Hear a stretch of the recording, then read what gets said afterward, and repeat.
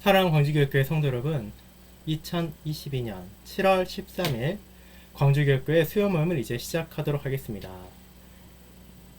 시편 찬송과 성경책을 준비해 주시기 바랍니다. 오늘은 특별히 따로 유인물을 두고 사용하는 것이 아니라 우리가 상반기에 함께 살펴봤던 돌트신경 이 부분들을 전체적으로 돌아보는 시간을 가지도록 하겠습니다. 그렇게 유인물들 지금까지 받으신 것들이 준비되어 있으면은 그것을 가져와 주시고, 혹시라도 그것이 없으실 경우에 교회 카페를 통해 보시거나 아니면 제가 설명하는 것을 잘 들어주시고 나중에 한번 또 이 부분을 복습해 주시기 바랍니다.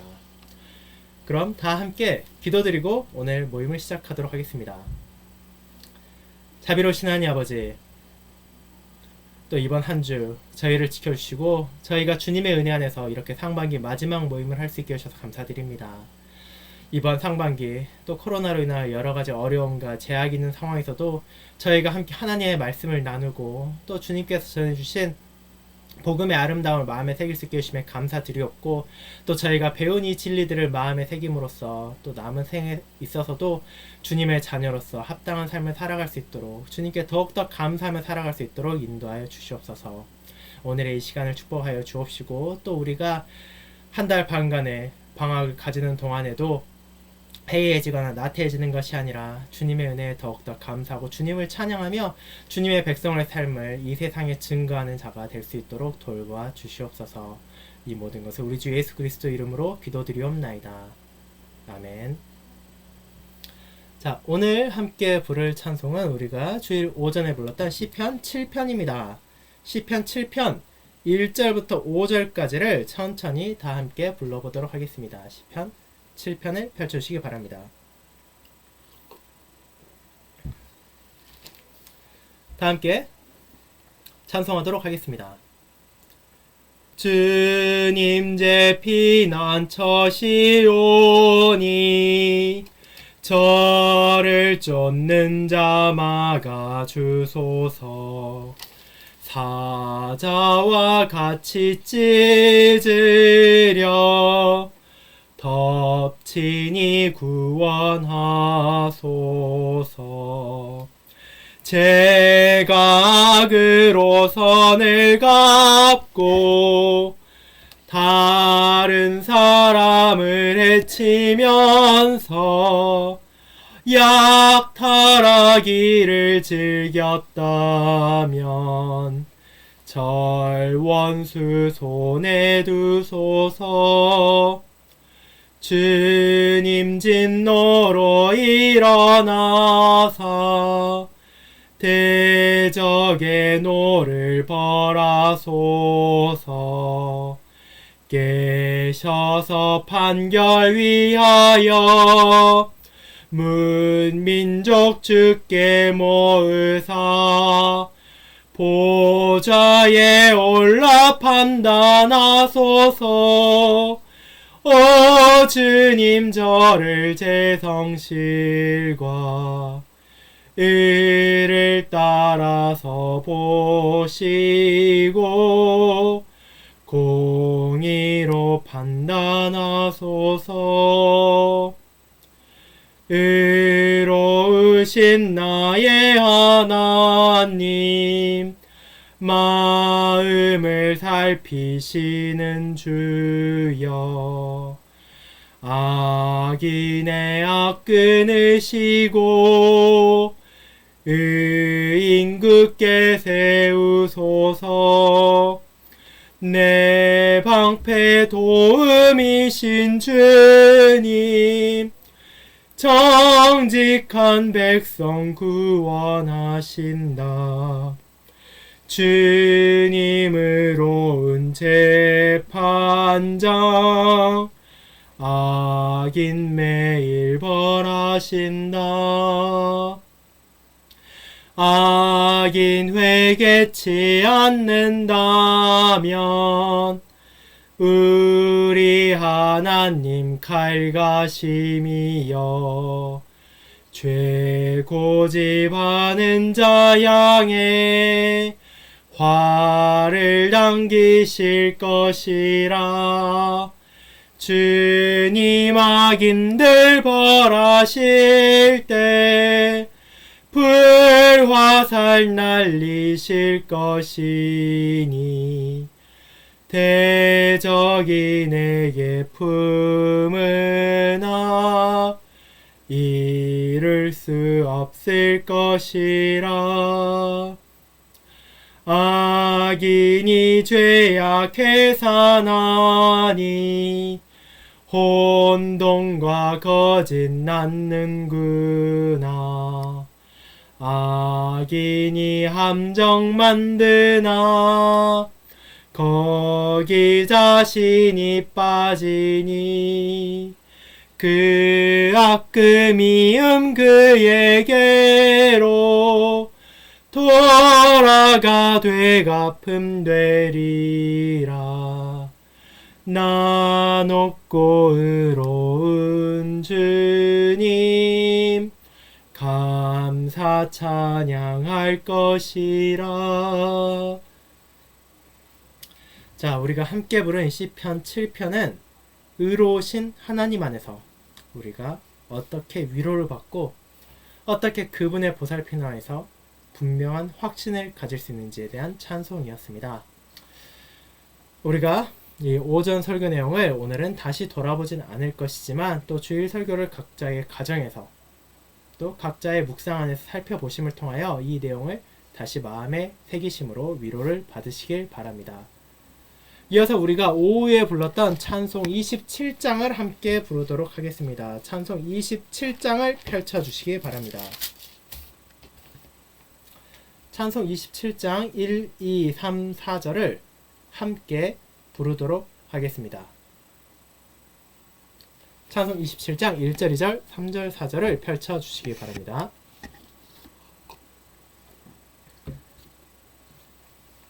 찬송 27장 다 함께 부르겠습니다. 누가 우리를 대적할 수 있는가? 하나님 우리 편에 좌정하셨다. 자기의 아들 내어주신 우리 하나님께서 그와 함께 모든 선물 주시지 않으랴. 하나님 택하신 자 그 누가 송사하랴. 우리를 없다 하시니 하나님이시다. 누가 우리를 정죄할 수 있는가? 예수 그리스도께서 우리 위하여 죽으셨다가 다시 살아나셨으며 주님 우편에서 우리 위해 기도하신다. 누가 그 사랑에서 우릴 끊으리요. 고난 괴로움 굶주림 핍박 위험이랴. 우리가 종일 주를 위하여 죽으며 도살당하는 양 같은 취급받나이다. 기록된 것과 같이 주 백성들에게 주여 고난만 쌓오나 이 모든 일에서 우리 사랑하시는 주님 함께 계시니 이런 고생 넉넉히 이길 수 있나이다. 내가 확신하노라 죽음과 생명도 천사나 권세자도 현재일 장래일 능력 높음과 깊음 다른 무엇이라도 우리를 주 예수 그리스도 안에 있는 하나님 사랑에서 끊을 수 없도다. 구원에서 끊을 수 없으리라. 아멘. 네. 그리스도의 의로만 해서 그 누구도 우리를 정죄하셨으며 하나님께서 우리를 의롭다 여겨주심을 우리가 기억하며 또 하나님께서 우리와 함께 하신다는 것, 주님께서 우리에게 은혜를 베푸신다는 것이 얼마나 큰 은혜인지를 기억하며 그 누구도 끊을 수 없는 이 놀랍고 아름다운 사랑 안에서 또 우리가 위로와 확신을 가지며 또 남은 한 주를 살아갈 수 있기를 바랍니다. 이제 돌티신조 우리가 함께 살펴봤던 내용을 돌아보는 시간을 가지도록 하겠습니다. 오늘은 돌트신경의 역사적 개관으로부터 시작하여 첫째 글의 제13항까지를 짧게 돌아보며 또 복습하는 시간을 가질 예정이오니 그동안 출력하셨던 유인물을 가지고 계시다면 이것을 미리 준비해 주시기 바랍니다. 그럼 돌트신경의 역사적 개관으로부터 시작하여 첫째 글이 제1항부터 13항까지의 내용을 다 함께 천천히 돌아보는 시간을 가지도록 하겠습니다. 자, 가장 먼저 살펴볼 내용은 돌트신경의 역사적 개관 부분입니다. 자, 이 역사적 개관을 살펴볼 이유가 무엇이었습니까?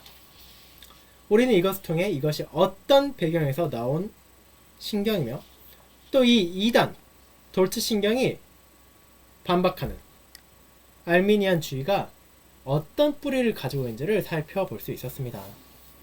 그럼 그것을 잠깐 돌아보도록 하겠습니다. 이 역사적 개관에 나오는 2단의 기원에 있어서 우리는 무엇을 할 수 있었습니까?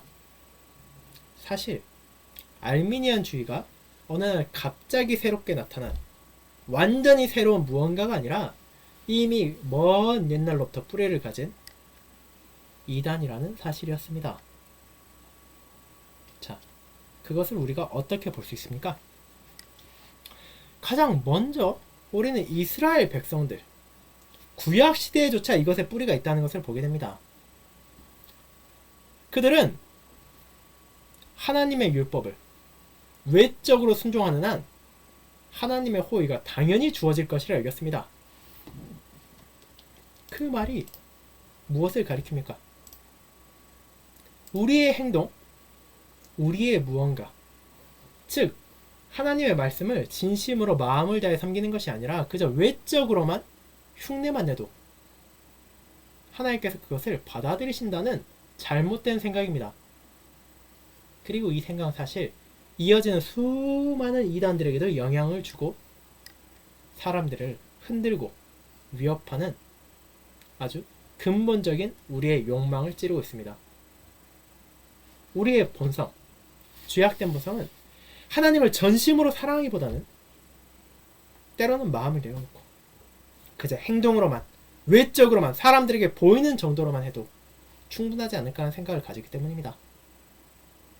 그리고 그것이 나의 무언가를 통하여 얻는 것이라는 생각까지 한다면 더할 나위가 없습니다. 그렇게 이 잘못된 생각은 뿌리가 끊어지는 것이 아니라 계속해서 그저 겉모습만 조금씩 달리한 채 남아있던 것입니다. 그것은 바리새인들에게도 나타났습니다. 유대주의자들 안에서 나타났습니다. 펠라기우스에게서 나타났습니다. 그리고 그것은 알미니안주의, 알미니안을 통해서도 다시 한번 등장했습니다. 그리고 그것은 오늘날도 여전히 존재하고 있습니다. 이와 같은 이단, 이와 같은 잘못된 생각, 이와 같이 사람이 무언가를 할 수 있다, 사람이 훌륭하다, 사람이 외적으로만 충분히 무언가를 할 수 있다, 그와 같은 생각들은 조금씩 형태를 달리하고 표현을 바꿀 뿐이지만 지금도 계속되고 있습니다. 그리고 이 이단이 어떻게 부활했는지 우리는 당시 돌츠총회 시대의 배경을 살펴보면서 알 수 있었습니다. 우리가 종교개혁 시대, 종교개혁 분명 놀라운 일이고 하나님의 은혜라는 것을 알고 있습니다. 하지만 그 시대는 사실 혼란의 시기도 했습니다. 기존에 뿌리 깊게 자리 잡고 있던 로마교에서 벗어나 개혁교회로 다시 돌아간다는 것은 결코 쉬운 일이 아니었습니다. 물론 하나님께서는 크신 은혜를 베푸셔서 자신의 종들을 통하여 바른 진리를 회복하고 성경으로 돌아가서 어떻게 하나님을 섬겨야 하는지, 어떻게 우리가 살아야 하는지를 깨닫게 하셨습니다. 하지만 동시에 그에 대해서 잘 알지 못하고 실제로 동조하지도 않으면서 다른 여러 가지 이유로 로마교를 떠난 이들도 많이 있었고, 그들이 여전히 계속해서 교회 안에서 많은 영향을 미쳤습니다.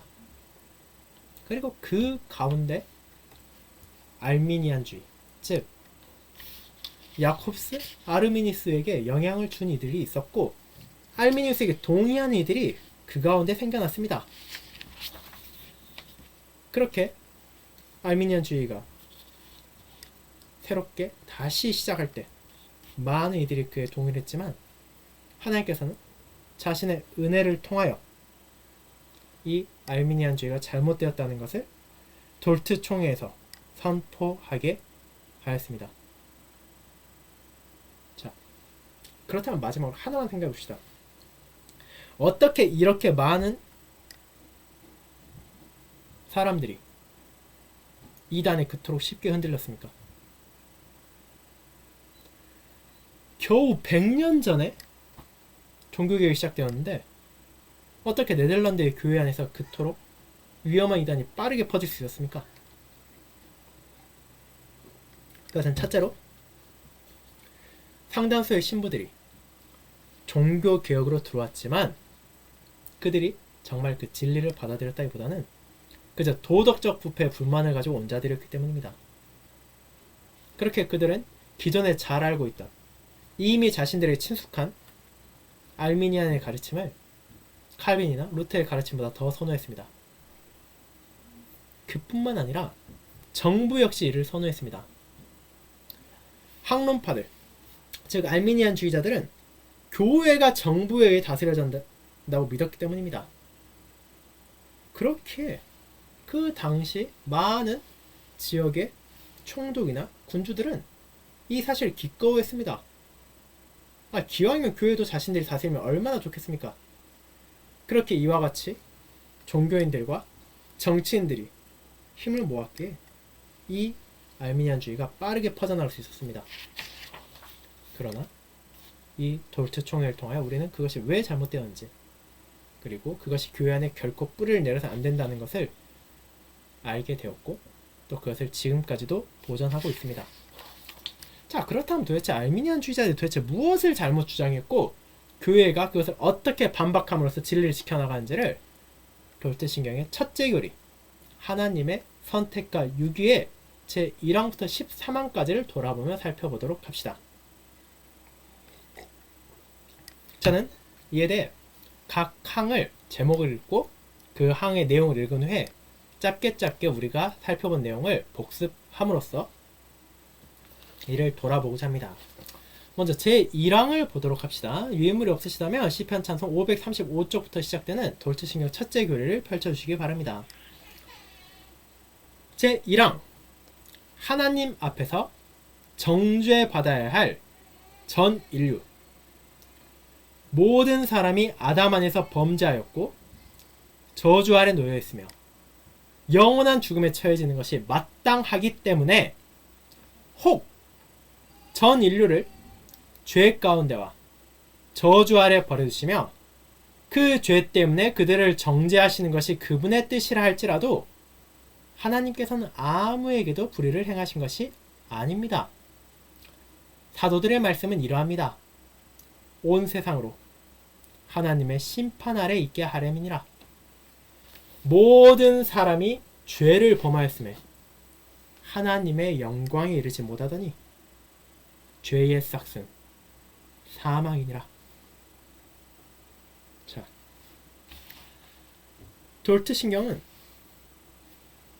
선택과 유기에 대해 구체적인 내용을 다루기 전, 그것들이 무엇인지를 알려주기 전 사람이 어떤 상태에 있는지를 먼저 보여줍니다. 즉, 우리가 원래 무엇을 당해도 마땅한 것인지, 하나님께서 무엇을 하실 수 있는 것인지를 보여주시는 것입니다. 그것이 어떤 내용입니까? 하나님께서 공의롭게 전 인류를 심판에 처하게 할 수 있다는 것입니다. 심판할 수 있다는 것입니다. 모든 인류를 영원한 죽음에 처하도록 한다 하더라도 하나님께서는 아무에게도 불의를 행하는 것이 아니라는 사실을 보여줍니다. 자, 그 이유가 무엇입니까?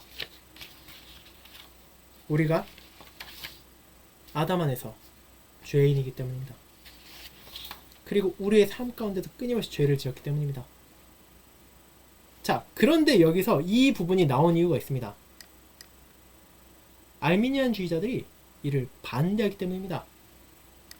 그들은 개인의 죄는, 한 사람이 살아가면서 지은 죄는 인정한다 할지라도 우리 모두가 아담아에서 죄인이라는 사실, 원죄의 개념에 대해서는 반대합니다. 그들은 법적인 대표자, 머리에 대한 개념을 거부하기 때문입니다.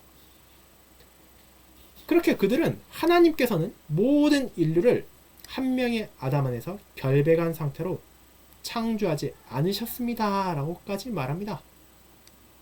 즉, 그들은 사람의 결백함, 사람의 의로움은 그들의 머리인 아담에 매여 있는 것이 아니라 그저 각 사람에게만 매여 있다는 것입니다.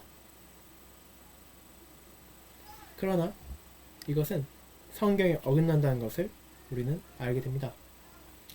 그렇게 제1항은 분명히 말합니다. 우리 모두는 하나님 앞에 정죄받아야 마땅하다고. 정죄받아도 어떤 불평도 불만도 가질 수 없다고. 하나님께서 우리를 심판하신다 하더라도 그것은 지극히 공의로운 그분의 권리라는 것을 보여줍니다. 이 사실이 선택과 유기를 다룰 때 가장 기본에 놓여져야 될 개념입니다. 하나님께서 우리를 모두 충분히 벌하실 수 있다는 것. 그럼에도 불구하고 무엇을 하시는지가 이어지는 내용들에 나타나는 것이기 때문입니다. 자, 그렇다면 이제 2항을 보도록 합시다. 제 2항, 하나님의 아들을 보내심. 그러나 이런 가운데 하나님의 사랑이 나타났으니 하나님께서 그분의 독생자를 세상에 보내셔서 누구든지 그를 믿는 자는 멸망당하지 않고 영원한 생명을 얻게 하신 것입니다. 자, 우리는 하나님 앞에 전 인류가 정죄받아야 한다는 것을 말했습니다. 모두가 영원한 죽음에 처한다더라도 하나님께서는 어떤 불의를 행한 것이 아니라는 것도 알게 되었습니다. 그런데 이제 제2항의 시작이 나오는 것처럼 그러나 하나님의 사랑이 나타났습니다. 그것은 바로 그분의 아들을 세상에 보내신 것이었습니다. 그렇게 우리가 제1항에서 하나님의 공의가 얼마나 철저한 것이며 얼마나 놀라운 것인지 고백했다면 제2항에서 우리는 하나님의 사랑을 고백합니다. 하나님의 사랑이 얼마나 놀라운 것인지를 보여주는 것입니다. 모든 사람을 영원히 멸망할 수 있음에도 불구하고 자, 하나님께서는 은혜 안에서 자신의 사랑을 보여주셨습니다. 누구든지 그를 믿는 자는 멸망당하지 않고 영원한 생명을 얻게 하신 것입니다. 자, 그런데 이제 이 항목은 왜 중요합니까? 알미니안주의자들은 이 부분을 다르게 해석하기 때문입니다.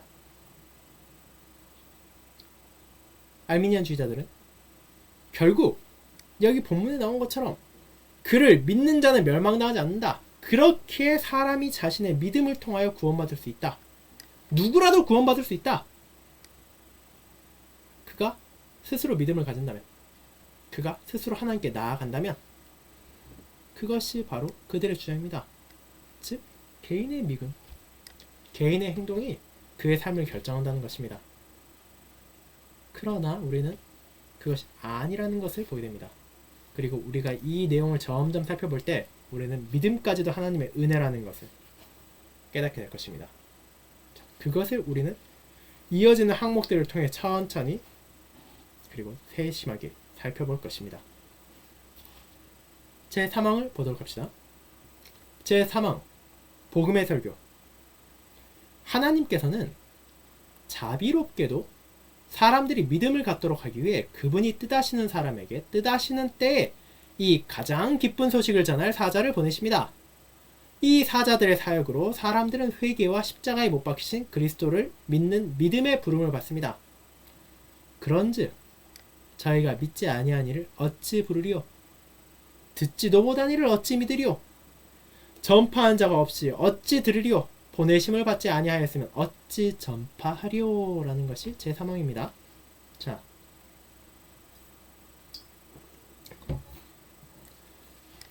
돌치신경 교부들은 사람의 믿음이 어떤 방식으로 주어진지를 말합니다. 복음을 듣지 않고서는 누구도 믿음을 향해 나올 수 없습니다. 그것은 분명한 사실입니다. 성령 하나님께서 이 복음을 통하여 믿음을 일으키시기 때문입니다. 그렇다면 이제 우리가 생각해야 될 부분은 아니 그러면 그 복음은 어떻게 전파되는가입니다. 어떻게 그 복음이 전파되지?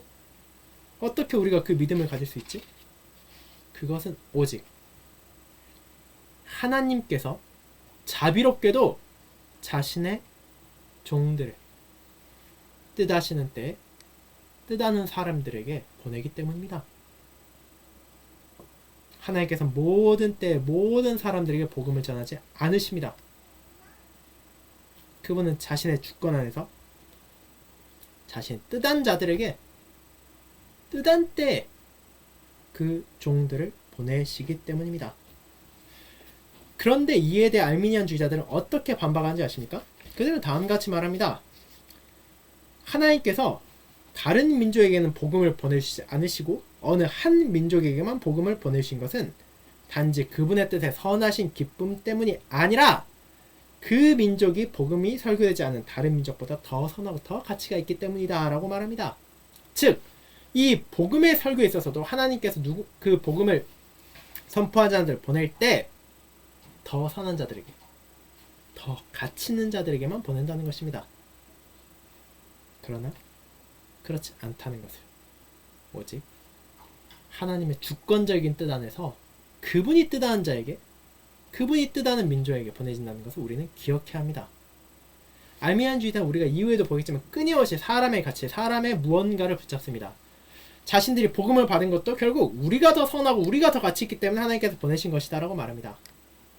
하지만 그렇지 않습니다. 하나님께서는 사람의 조건을 보시고 은혜를 베푸신 것이 아닙니다. 그 사실을 우리는 마음에 새기고 또 이어지는 항목들을 보도록 하겠습니다. 제4항은 양면의 결과라는 제목을 가지고 있습니다. 하나님의 진노는 이 복음을 믿지 아니하는 사람들에게 머물러 있습니다. 그러나 이 복음을 받고 참되고 살아있는 믿음으로 구주 예수를 영접하는 사람들은 그리스도를 인하여 하나님의 진노와 멸망에서 구원받고 영원한 생명을 얻게 됩니다. 자, 이 양면의 결과가 무엇입니까? 복음을 믿는 자, 믿지 않는 자가 있다는 것입니다. 복음을 믿지 않는 자는 하나님의 진노가 그 위에 머물러 있다는 것을 깨닫게 될 것입니다. 하지만 이 복음을 믿게 되는 자, 하나님의 진노와 멸망에서 구원을 받고 영원한 생명을 얻게 된다는 것입니다. 자, 그렇다면 이 참된 믿음, 여기서 말하는 참되고 살아있는 믿음은 도대체 무엇을 가리킵니까? 즉 진정 구주 예수를 영접하는 것입니다. 그분을 나의 주인으로, 그분께서 나를 건지시는 자로, 그분께서 나를 죄에서 구원하시는 자로 분명히 믿는 것입니다. 그런데 이 분명한 진리를 알미니안주의자는 또 왜곡합니다. 그들은 하나님께서 믿기로 결심한 자들을 구원하시고 믿지 않기로 결심한 자들을 진노에 버려두신다고 정하셨다는 것처럼 사용했습니다. 알미니안주의자는 이 본문을 결국 하나님께서 사람의 믿음, 사람의 불신에 기반해서 누가 택함받을지, 누가 유기될지, 즉 이 첫째 교리의 주제인 선택과 유기에 연결시킨 것입니다. 그런데 우리가 본문을 살펴본다면 그것이 반대라는 것을 깨닫게 됩니다. 요한복음 3장 36절이 말하는 것은 실제로는 영혼 가운데 선택받는 자가 믿었다라는 것이 아니라 현재 믿는 자가 심판의 날에 구원을 받는다는 것이기 때문입니다. 즉 알미니안주의자는 이것의 순서를, 시간을 왜곡하여서 지금 믿는 자는 결국 지금 믿지 않는 자는, 믿는 자와 믿지 않는 자, 즉 자신의 행동을 통해 무언가를 드러내는 자가 영혼 가운데 선택받았다, 영혼 가운데 거부당했다는 것으로 사용하려 합니다. 하지만 이 본문은 지금 믿는 자, 지금 믿지 않는 자는 심판의 날 구원을 받고 정죄를 받는다라는 것입니다. 즉 이 본문은 선택과 유기에 대해 다루는 것이 아니라는 것입니다. 그렇게 믿음, 분명 구원과 연결되어 있습니다. 불신, 정죄에 연결되어 있습니다. 하지만 그것을 현재 우리의 행동을 통해 하나님의 선택, 하나님의 유기를 당했다는 식으로 연결하는 것은 굉장히 위험하고 성경에서 어긋나는 것이라는 것을 우리는 기억할 필요가 있습니다. 그리고 이제 제5항을 보도록 하겠습니다. 제5항, 불신앙의 원인, 믿음의 원천. 다른 모든 죄들과 마찬가지로 불신앙에 대한 원인 또는 죄책도 결코 하나님께 있는 것이 아니라 오히려 사람에게 있습니다. 그러나 예수 그리스도에 대한 믿음과 그분으로 말미암은 구원은 하나님의 은혜의 선물입니다. 이는 다음에 기록된 말씀과 같습니다. 너희가 그 은혜를 인하여 믿음으로 말미암아 구원을 얻었으니 이것은 너희 자신의 행위가 아니요 하나님의 선물이라. 그리스도를 위하여 너희에게 하나님을 믿는 은혜를 주셨다라는 것입니다. 자, 불신앙의 원인, 믿음의 원천 생각해 보도록 합시다. 많은 사람들은 여전히 믿는 것, 믿지 않는 것을 스스로 선택할 수 있다고 생각합니다. 즉, 내가 결심했기에 믿는 것이고 내가 결심했기에 믿지 않는 것이라고 말하는 것입니다. 그것이 얼핏 그럴듯해 보이지만 사실 그것은 알미니안주의자들의 주장입니다. 그 안에 있는 것은 결국 내가 여전히 스스로 선을 행할 수 있다는 것이기 때문입니다. 내가 여전히 스스로 믿음을 가질 수 있다는 것이기 때문입니다. 그런데 그것은 사실이 아닙니다. 알미니안주의자들은 이렇게 말합니다. 불신앙의 원인 사람에게 있다? 그럼 믿음의 원천도 사람에게 있어야지 라고 말하면서 자기들의 주장을 말하고, 반대로 믿음의 원천이 하나님께 있다, 그렇게 말하려면 불신앙의 원인도 하나님께 있어야 된다고 말해야 되는 것이 아니냐라고 개혁주의자들을 공격했습니다. 그런데 우리는 첫 번째 문장, 하나님께서 믿음의 유일한 원천이라는 것은 분명히 고백하지만 그것을 반대로 만들진 않습니다. 하나님께서 불신앙의 원인이라고는 말하지 않는다는 것입니다. 그 불신앙에 대한 원인은 사람에게 있습니다. 사람을 하나님께서는 믿을 수 있는 존재로 창조하시지만 스스로 그 능력을 상실했기 때문입니다. 그렇게 개혁교회가 주장하는 것은 알미니안주의자들의 주장과 달리 다음과 같습니다. 불신앙의 원인, 사람에게 있습니다. 하지만 믿음의 원천은 오직 하나님께만 있습니다. 그것이 그 답입니다. 자, 그렇다면 이제 제 6항을 보도록 합시다. 하나님의 영원한 작정. 하나님께서 때를 맞춰 어떤 사람에게는 믿음의 선물을 내려주시며 다른 사람에게는 주시지 않으시는 것은 하나님의 영원한 작정에 기인합니다. 왜냐하면 하나님께서는 영원으로부터 그분의 모든 사역을 아시기 때문입니다. 모든 일을 그 마음의 원대로 역사하시는 자의 뜻을 따라 우리가 예정을 입어 그 안에서 기업이 되었으니 에베소서 1장 11절입니다.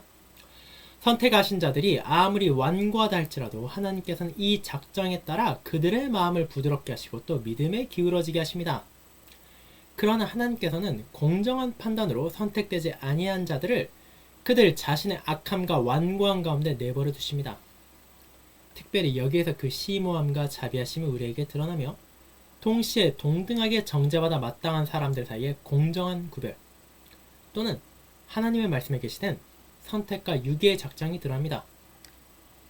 비록 사곡하고 불순하며 정함이 없는 사람들이 이 작정을 자신들의 파멸의 이유라고 왜곡한다고 해도 이 작정은 거룩하고 하나님을 경외하는 영혼들에게는 말할 수 없는 위로를 줍니다. 자, 하나님의 영원한 작정이 어떤 의미를 가지고 있는지를 우리는 봅니다. 제4항에서 우리는 심판의 날에 어떤 일이 일어날지를 성경을 통해 알게 되었습니다. 자, 그리고 제5항에서 우리는 사람이 스스로의 능력으로는 믿음으로 나아갈 수 없다는 것을, 즉 자기 스스로 선과 악을 판단하여 선한 길로 나아갈 수 없다는 것을 고백했습니다. 그럼 이제 제6항은 영원한 작정, 하나님의 영원한 작정이 어떤 사람들이 그 선물을 받을 수 있게 되는지를 알려주는 것입니다. 성경은 분명히 말합니다. 하나님께서 사람의 구원에 관한 계획을 이미 세우셨다고 말입니다. 그 모든 것은 무작위가 아닙니다. 오직 그분의 영원한 계획 안에서 이루어집니다. 하나님께서는 어떤 이들에게 믿음의 선물을 주실 것인지를 결정하셨습니다. 그리고 어떤 이들을 그들 자신의 죄와 어리석음에 내버려 두실 것인지를 결정하셨습니다. 그 결과로 하나님의 은혜를 받은 자들은 믿음 안에서 주님께로 나아갑니다. 그리고 자신의 죄 가운데 빠진 자들은 그 불신앙 안에서 하나님을 거부하고 멸망을 향해 나아갑니다. 자, 그렇게 제4항, 5항, 6항은 시간적 순서로 보았을 때는 오히려 역순이 됩니다. 제6항, 즉 영원 가운데 하나님께서 무엇을 택하셨는지 그것을 기반에 두고 제5항 시간의 사람이 무엇을 하는지, 그리고 그 5항에 기반하여 제4항 마지막 날에 어떻게 심판하는지가 나타난다는 것입니다. 자, 이제 우리가 아는 것은 하나님께서 우리에 대한 영원한 뜻이 있다는 것입니다. 영원한 계획을 가지신다는 것입니다. 자, 그 사실을 기억하며 이제 그 작정에 대한 계속되는 반박과 그에 대한 오류에 대한 교정을 살펴보도록 하겠습니다. 제7항 보겠습니다. 제7항은 한정된 작정입니다. 선택은 하나님의 불변하는 작정입니다. 하나님께서는 그분이 세상의 기초를 놓으시기 전에 자신의 과오로 인해 원래의 완전한 상태에서 죄와 파멸로 타락한 전 인류로부터 그분의 뜻에 의한 주권적인 선하신 기쁨에 따라 오직 은혜로 제한된 수의 특정한 사람들을 선택하셨는데, 그들은 다른 사람들보다 더 선하거나 가치 있는 사람이 아니라 다른 사람들과 함께 동일한 비참 가운데 있는 사람들입니다. 하나님께서는 또한 영원으로부터 그리스도를 모든 택자들의 중보자와 머리와 구원의 기초로 임명하셔서 구원받을 사람들을 그리스도에게 주실 것과 그분의 말씀과 성령으로 그분과의 교통에 그분을 부르시고 이끄실 것을 정하셨습니다. 하나님께서는 그분에 대한 참된 믿음을 그들에게 주시고 그들을 의롭게 하시며 성결하게 하시고 그분의 아들과의 교제 가운데 강건하게 지키시며 마침내 그들을 영화롭게 하실 것을 작정하셨는데, 이는 하나님의 긍휼을 나타내며 그분의 영광스러운 은혜의 부유함을 찬양하게 하기 위함입니다. 이는 다음에 기록된 말씀과 같습니다. 곧 하나님께서 창세 전에 그리스도 안에서 우리를 택하사 우리로 사랑 안에서 그 앞에 거룩하고 흠이 없게 하시려고 그 기쁘신 뜻대로 우리를 예정하사 예수 그리스도로 말미암아 자기의 아들들이 되게 하셨으니 이는 그의 사랑하시는 자 안에서 우리에게 거저 주시는 바 그의 은혜의 영광을 찬미하게 하려는 것이라. 에베소서 1장 4에서 6절입니다. 또 미리 정하신 그들을 또한 부르시고 부르신 그들을 또한 의롭다 하시고 의롭다 하신 그들을 또한 영화롭게 하셨느니라. 로마서 8장 30절입니다. 자, 이것은 굉장히 긴 정의입니다. 하나님의 작정이 불변하며 한정되어 있는 작정이라는 것을 우리는 보게 됩니다. 여기서 우리가 한정된 작정이라 말하는 것은 알미니안주의자들은 그분의 작정이 제한이 없다고 주장하기 때문입니다. 자, 그러나 우리가 이를 통해 바라보는 것은 분명합니다. 하나님께서는 이미 특정한 수의 사람들을 특정한 사람들로 정하셨다는 것입니다. 그 수의 제한도 없고 누가 구원받을지도 모른 채 하나님께서 그저 은혜를 베풀어 자, 그럼 너희들이 알아서 이 믿음을 획득해서 의로움으로 나와라, 구원을 얻어봐라 라고 말하는 것이 아니라는 것입니다. 하나님께서는 이미 영원 전부터 몇 사람이 그리고 누가 구원받을지까지도 다 작정하셨다는 것입니다. 그리고 그것은 하나님의 긍휼과 그분의 은혜의 부유함을 나타냅니다. 자, 이제 이어지는 것 제8항을 보도록 하겠습니다. 제8항 선택에 대한 하나의 작정이 바로 그것입니다. 제8항 선택에 대한 하나의 작정. 이 선택에는 여러가지 작정이 있는 것이 아니고 구약과 신약에 구원받는 모든 사람들에 관한 하나이며 동일한 작정만 있습니다. 왜냐하면 성경은 하나님의 뜻에 속한 선하신 기쁨과 작정과 경륜이 하나라고 선언하기 때문입니다. 이 작정에 따라 하나님께서는 영원으로부터 은혜와 영광, 구원의 길로 우리를 선택하셨습니다. 이 구원의 길은 우리가 그 안에서 걸어가야 하도록 하나님께서 우리를 위해 예비하신 것입니다. 즉, 선택에 대한 작정, 하나님의 영원한 작정은 한정된 작정일 뿐 아니라 하나의 작정이라는 것입니다. 알미니안주의자들은 하나님의 작정이 하나가 아니라고 말합니다. 어떤 것은 보편적이고 한정되지 않은 선택이고 어떤 것은 특별한 한정된 선택이다. 그런데 뒤의 것은 불완전하고 취소될 수 있고 미결정적이고 조건적일 수도 있고 그렇지 않으면 완전하고 취소될 수 없으며 결정적이고 절대적일 수도 있다. 그와 같이 다양한 작정들이 있다고 알미니안주의자들은 주장합니다. 그런데 로마서 8장 30절에서 나온 것처럼 하나님의 작정은 하나입니다. 하나님은 앞서 말한 것처럼 한정된 작정을 영원 가운데 정하셨습니다. 그리고 그것은 절대적이며 흔들리지 않습니다. 알미니안 주의자들이 말하는 것처럼 하나님께서 어떻게 정한 자들은 스스로 그 믿음을 잃고 멸망할 수도 있다는 것은 결코 가능하지 않습니다. 우리가 뒤에 나오는 5째 글을 다루겠지만 하나님께서는 성도를 자신의 택한 자들을 견인하시기 때문입니다. 그 견인은 그들의 능력, 그들의 의지에 달려있는 것이 아닙니다. 그렇게 우리는 이 하나의 작정이 무엇인지를 붙잡아야 합니다. 그리고 그 작정에 대해 우리는 이어서 제9항부터 또 살펴볼 것입니다. 그것은 제9항 예지된 믿음에 근거하자는 선택입니다. 이 선택은 선택받기 위해 요구되는 사람의 원인이나 조건과 같은 예지된 믿음, 믿음의 순종, 거룩함 또는 어떤 다른 선한 자질이나 품성에 근거하지 않고 사람이 믿음, 믿음의 순종, 거룩함 등에 이르도록 선택을 받는 것입니다. 그러므로 선택은 모든 구원에 이르는 선의 원천입니다. 이 선택으로부터 믿음, 거룩함, 다른 구원의 은사들이 나오며 선택의 열매와 결과로서 마침내 영원한 생명이 나옵니다. 이것에 대해 사도는 다음과 같이 가르칩니다. 우리의 어떠함 때문이 아니라 창세 전에 그리스도 안에서 우리를 택하사 우리로 사랑해서 그 앞에 거룩하고 흠이 없게 하시려고. 에베소서 1장 4절입니다. 자, 이제 그 선택의 근거에 대해 우리는 다룹니다. 이어지는 제10항을 다루겠지만, 먼저 말하는 것은 알미니안주의자들이 말하는 것처럼 예지된 믿음의 근거에 선택받았다는 것이 아니라는 것입니다. 알미니안주의자들 어떻게 말합니까?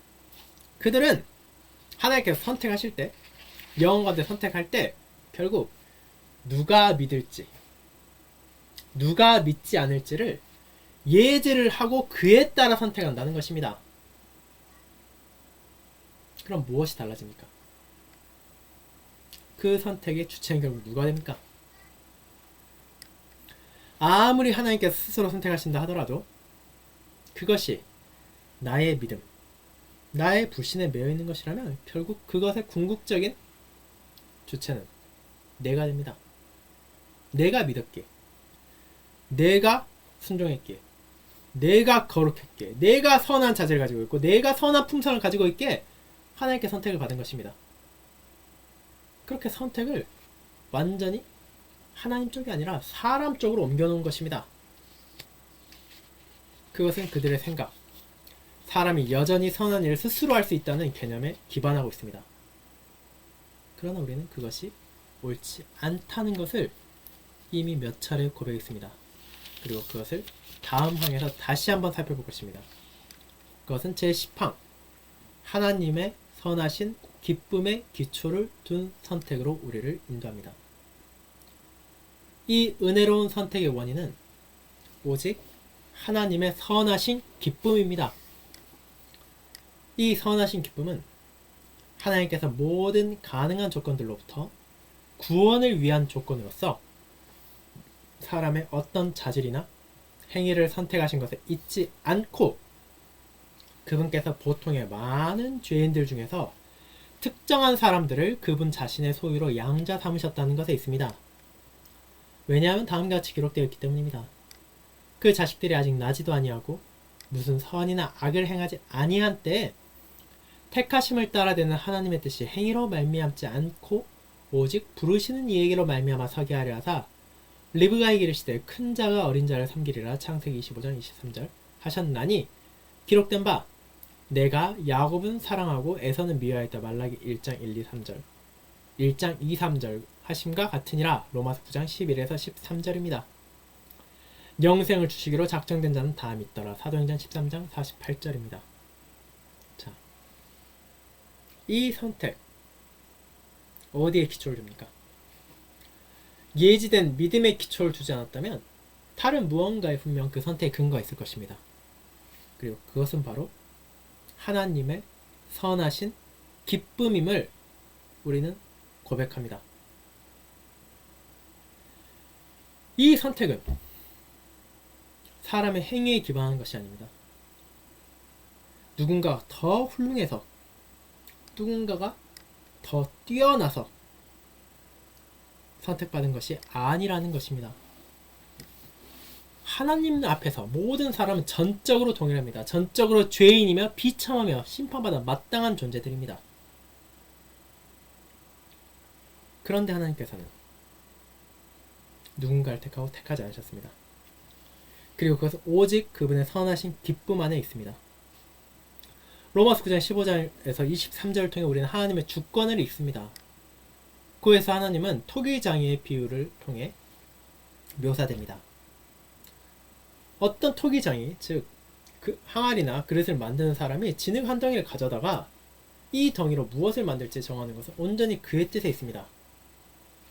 예쁜 꽃을 담을 화병을 만들 수도 있고, 오물을 담을 요강, 혹은 정말로 사람이 먹는 그릇이 아니라 동물들에게 사료를 주는 사료통을 만들 수도 있습니다. 그것은 오직 근데 그 토기장의 뜻에 달려 있습니다. 진흙덩이가 나를 무엇으로 만드시오, 나를 무엇으로 만들지 마시오라고 주장할 수도 없고 주장할 권리도 없습니다. 그런데 하나님께서는 그와 같은 진흙과도 같은 우리를 일부는 택하사 구원을 받게 하시고 일부는 그들 자신의 죄 가운데 버려두셨습니다. 이를 통하여 우리가 바라보게 되는 것은 하나님의 주권이며 하나님의 영광입니다. 하나님의 공의를 바라보고 사랑을 바라봅니다. 하나님께서는 일부 사람들을 그들 자신의 죄악에 버려두심으로 그분의 공의가 얼마나 굳건한지, 그분의 진노가 얼마나 두려운 것인지 알게 하셨습니다. 그리고 그분께서는 동일하게 비참한 사람들 가운데 특정한 이들을 건지사 하나님의 구원, 하나님의 구속의 사랑이 얼마나 크고 놀라운 것인지를 깨닫게 했습니다. 그렇게 우리는 이 선택과 위기를 바라볼 때 하나님을 찬양하며 그분께서 베푸신 선하신 기쁨에 감사해야 합니다. 왜냐하면 진정 그 선택이 사람의 무언가에 기반한 게 아니라 그분의 선하신 뜻에만, 선하신 기쁨에 기초를 두었기 때문입니다. 이제 그럼 이어진 제11항을 보도록 합시다. 제11항 불변하시는 선택. 하나님 그분께서 가장 지혜로우시며 불변하시며 전지하시며 전능하신 것 같이 그분의 선택도 또한 취소되거나 고쳐지거나 변하거나 철회되거나 무효화될 수 없으며 또한 택자들도 버림받거나 그 수가 감소될 수 없습니다. 라는 것입니다. 자, 사실 이 불변하는 선택에 대해서는 이미 제7항에 나왔습니다. 선택은 하나님의 불변하는 작정이라고 말입니다. 자, 그럼에도 불구하고 여기서 다시 한번 이를 다루는 이유는 하나님의 선택이 왜 변하지 않는지, 그것이 변할 수 있다 주장하는 알미니안주의자들의 생각이 왜 잘못된 것인지를 반박하기 위해서입니다. 우리의 선택 변할 수 있습니다. 바뀔 수 있습니다. 우리는 무언가 좋아하던 것을 좋아하지 않을 수도 있습니다. 무언가 하려 했던 것을 하지 않을 수도 있습니다. 어딘가 가지 않으려 했다가도 나중에 갈 수도 있습니다. 그리고 그것은 너무나 자연스러운 행동입니다. 왜냐하면 사람은 변하기 때문입니다. 사람은 모르던 것을 알게 될 때도 있습니다. 할 수 있던 것을 하지 못하게 능력이 약해질 수도 있고, 반대로 할 수 없던 것을 할 수 있도록 능력이 강해질 수도 있습니다. 다양한 면에서 사람은 끊임없이 변합니다. 그렇게 무언가를 하는 것도 하지 않는 것도 자연스럽게 그 자신에 기반하여 바뀌게 됩니다. 그런 하나님께서는 그처럼 변하는 사람이 아니십니다. 그분은 불변하십니다. 가장 지혜로우십니다. 가장 능력이 많으십니다. 그분의 지혜와 능력이 온전하기에 그분의 판단이 바뀌지도 않습니다. 왜냐하면 그분은 영원부터 영원까지 모든 것을 아시고 영원부터 영원까지 모든 것을 다스리시기 때문입니다. 그렇게 그분께서 모르던 것을 알게 되므로 판단이 바뀌지 않고 할 수 없던 것을 할 수 있게 되므로 결정이 변하지도 않습니다. 그것은 항상 주님의 불변한 판단 하에서 변하지 않을 것이며 그분의 선택 또한 굳건하게 서서 결코 바뀌지 않기 때문입니다. 그렇게 하나님께서 정한 선하신 기쁨의 기초를 둔 선택 또한 결코 변하지 않습니다. 그 수가 바뀌지 않으며 그 특정한 대상이 변할 수 없습니다. 왜냐하면 하나님은 온전히 그 모든 것을 미리 아시고 정하셨기 때문입니다. 그렇게 우리는 너희 안에서 착한 일을 시작하시니가 그리스도의 예수의 날까지 이루실 줄을 우리는 확신하노라 라는 빌립보서 1장 6절 바울의 고백처럼 하나님께서 자신이 택한 자들을 분명히 인도하실 것을 확신합니다. 그리고 이는 우리가 돌치신경 5째 교리에서 더 구체적으로 다루게 될 것입니다. 그럼 그 선택의 확신에 대해 생각해 보도록 합시다. 제12항 선택의 확신을 읽도록 하겠습니다. 비록 단계가 다양하고 정도가 다를지라도 택자들은 때가 되면 구원에 이르는 영원하고 불변한 선택을 확신하게 됩니다. 그러나 그들이 선택의 확신을 얻는 것은 하나님께서 숨기신 은밀한 것들을 호기심으로 들여다봄으로 얻는 것이 아니라 영적인 기쁨과 거룩한 즐거움으로 하나님께서 말씀에 지시하신 선택의 확실한 열매들, 곧 그리스도를 믿는 참된 믿음, 하나님에 대한 어린아이와 같은 경외심, 자신들의 죄에 대한 경건한 슬픔, 의에 줄이고 목마름과 같은 것들을 자신에게서 살핌으로 얻습니다. 자, 그 선택을 그럼 우리는 어떻게 알 수 있습니까? 어떻게 확신할 수 있습니까? 그 확신은 필요합니다. 왜냐하면 우리가 그것을 확신하지 못하는 우리가 위로받을 수 없고 불안과 염려에 빠질 수밖에 없기 때문입니다. 자, 그렇다면 그것을 우리가 어떻게 알게 됩니까? 신조는 분명히 말합니다. 우리가 하나님의 숨기신 은밀한 것들을 호기심으로 들여다봄으로 아는 것이 아니라고 말입니다. 우리가 몰래 하나님의 생명책을 펼쳐봐서 자, 누가 써져 있구나, 누구나 써져 있구나 이렇게 생각하는 것이 아니라는 것입니다. 우리가 선택을 확신하는 것은 바로 그 선택의 열매, 하나님께서 베푸신 은혜의 열매를 통해 알게 됩니다. 이것은 완벽한 순종을 말하지 않습니다. 선택의 확신에서도 분명히 말하지만 죄에 대한 경건한 슬픔이 있다는 사실은 여전히 그 자신이 죄인이라는 것을 전제하고 있습니다. 그러나 이 선택의 확신을 간단하게 요약하자면 결국 죄에 대한 사람의 태도입니다. 그 죄를 어떻게 받아들이는가? 정말로 죄를 미워하는가? 죄를 슬퍼하는가? 죄를 피하는가? 그리고 의로움을 향해 끊임없이 줄이고 목마름으로써 나아가는가? 그리고 그 모든 것들을 오직 참된 믿음 안에서 하나님의 뜻에 순종함으로 하는가?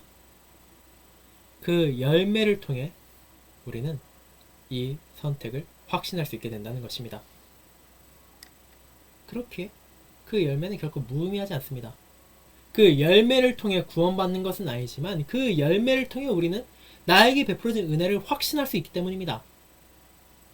그렇게 사실 제13항이 나오지만 하나님의 선택의 교를 고백하는 것은 신자를 나태하게 만들 수 없습니다.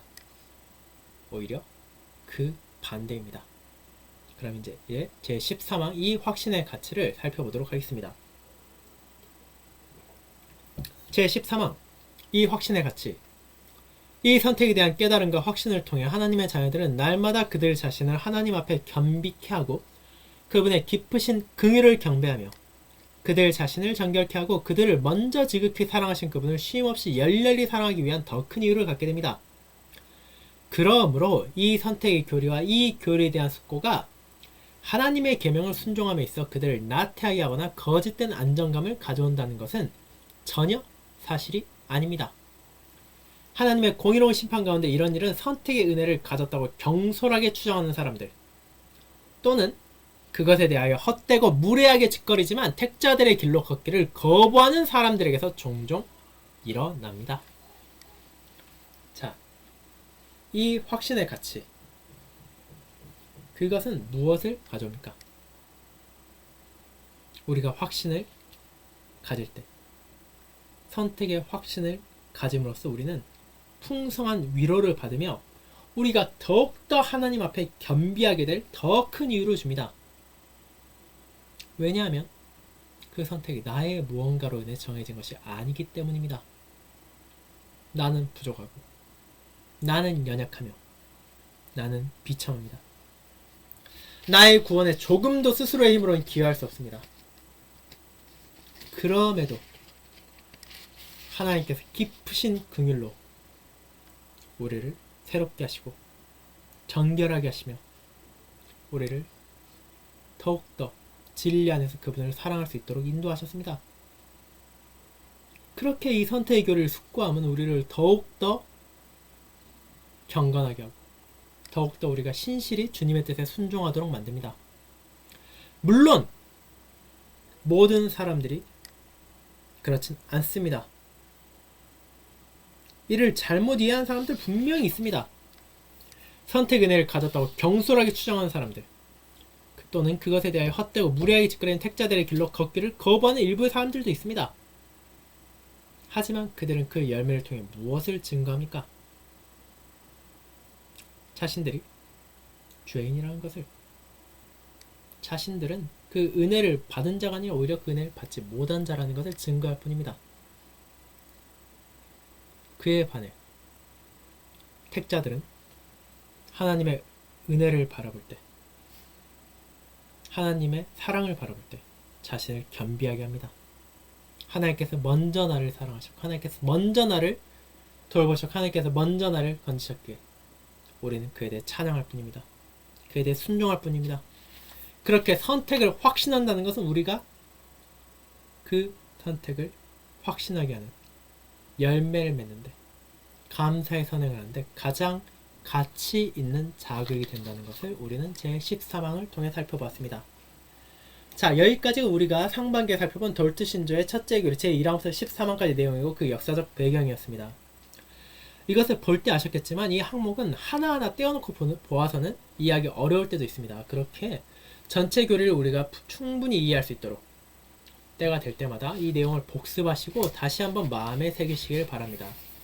그리고 우리가 또 하반기에 이 첫째 교리의 뒷부분 그리고 둘째 교리를 이어서 살펴보는 것을 저 역시도 기쁘게 기대하도록 하겠습니다. 자, 그럼 다 함께 주님께서 가르쳐 주신 기도를 드리고 상반기 마지막 수요 모임을 마치도록 하겠습니다.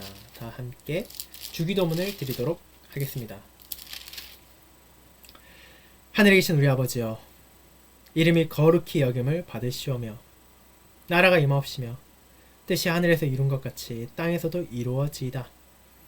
오늘날 우리에게 일용할 양식을 주옵시고 우리가 우리에게 죄 지은 자를 사하여 준 것 같이 우리 죄를 사하여 주옵시고 우리를 시험에 들게 하지 마옵시고 다만 악에서 구하옵소서. 대개 나라와 권세와 영광이 아버지께 영원히 있사옵나이다. 아멘. 상반기 동안 이 수요 모임 함께 해주신 모든 성도님께 감사합니다. 하반기에는 특별한 문제가 없는 한 교회에서 수요 모임을 하고자 하니 또 이를 위해 기도해 주시고 또 함께 모여 또 대면으로 이 모임을 하게 될 때를 저도 간절히 기다리도록 하겠습니다. 그럼 또 주일에 뵙도록 하겠습니다. 이번 주일은 강단교회 주일입니다. 또 박상영 목사님께서 광주에 오셔서 예배를 드릴 예정이오니 또 안전히 올 수 있도록 또 저도 대구에서 잘 봉사하고 올 수 있도록 기도 부탁드립니다. 감사합니다.